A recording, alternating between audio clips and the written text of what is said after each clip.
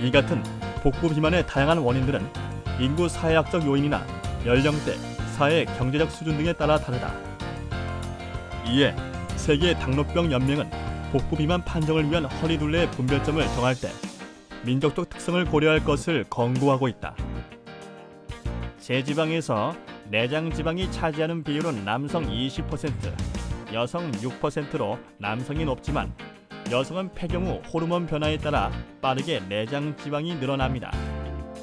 내장 지방은 유전, 인종, 신체 활동, 생활 습관, 염증 인자나 산화 스트레스 등에 따라 다른 특성을 보이는데요. 비만도가 비슷해도 아시아인은 내장 지방의 축적이 심하고 또 과식과 음주, 신체 활동 감소, 흡연을 할수록 내장 지방이 증가합니다. 한 조사 결과에 따르면 남성의 25.4%, 여성의 23.2%가 복부 비만인 것으로 드러났다. 나이가 들면서 남녀 모두에서 복부 비만 증가세가 뚜렷해 20대 남성이 16.1%이던 것이 70세 이상에서는 30.8%에 이른다. 여성은 경향이 더 뚜렷해 20대에서 9.1%이던 것이 60대에는 49.8%로 늘었다. 사회 경제적 관점의 유병률 분석에서는 남녀 모두에서 교육 수준이 낮을수록 높았으며 남자는 소득 수준이 높을수록 여자는 소득 수준이 낮을수록 복부 비만 유병률이 높은 특성을 보였다. 해요. 스트레스죠. 가끔 숨쉬기도 힘들기도 해요. 지방간이나 당뇨 같은 성인병 유발한다는 거 알지만 당장 피해는 없으니까 그냥 넘어가는 거죠. 하루 종일 앉아서 일하다 보니까 아무래도 뱃살이 많이 붙는 것 같아요. 관리한다고 좀 먹어도 효과도 없고. 일주일에 운동을 1시간도 못 하는 것 같아요. 일단 바쁘니까 주말에 너무 피곤해서 쉬어야 하고 배설을 빼야 하는데 고민이에요.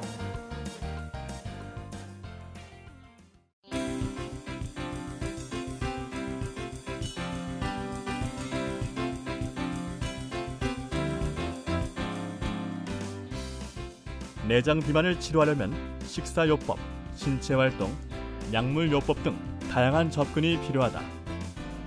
우선 과일, 채소, 전곡류, 살코기 등의 섭취를 늘리고 대신 포화 지방산이 많은 고지방 식품, 정제된 곡류 섭취를 제한하는 것이 좋다. 지나치게 달거나 짠 음식은 피하고 천천히 소화되어 장시간 포만감을 주는 야채, 해조류, 콩류, 감자 등 식이섬유를 많이 먹는 것도 좋은 방법. 물을 많이 마시면 근육 조직이 지방을 연소시킬 때 필요한 산소량이 늘어나므로 다이어트를 돕고 녹차, 홍차 등에 들어있는 비타민C와 탄닌 성분도 지방 분해에 효과적이다. 일일 3식을 규칙적으로 하되 저녁 식사의 양을 3분의 2 정도 줄이고 오후 7시 이전에 하도록 한다. 내장 지방 감소에 가장 효과적인 것은 운동. 일주일에 6, 7회 한 번에 1시간, 자신의 최대 운동 능력의 50에서 60% 정도의 운동이 적당하다. 걷기, 달리기, 자전거 타기 등 유산소 운동으로 지방산의 분해를 촉진시키고 근력 운동과 무산소 운동으로 기초 대사량을 늘리는 것이 좋다. 내장 비만은 물론 눈에 보이는 살들을 정리할 수 있으니 일석이조의 효과를 볼 수도 있다.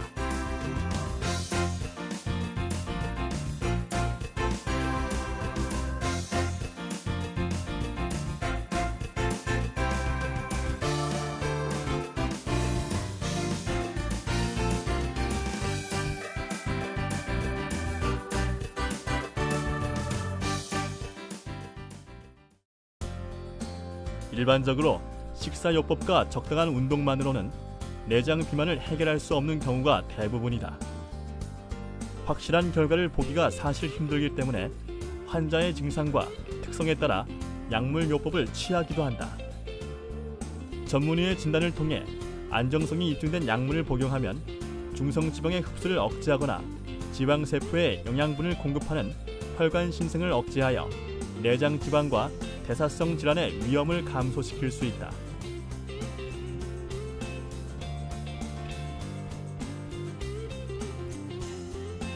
내장 비만 자체가 사망 원인이 되는 것은 아니지만 심각한 질환을 일으킴으로써 생명을 위협한다.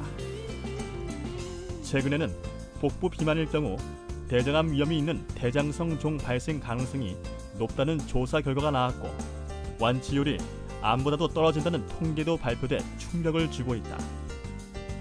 21세기 가장 핫한 토픽 중 하나인 비만. 그리고 전신 비만과 달리 비만을 자각하지 못해 개선하지 않거나 잘 빠지지 않은 후유증이 더 클 수가 있는 내장 비만. 누구나 치료하고 싶지만 누구도 쉽게 치료하기 어려운 질병. 전 세계 비만 인구 10억 명에 육박하는 지금, 우리는 보이는 살과의 전쟁은 물론 보이지 않는 비만과의 혹한 전쟁을 치르고 있다.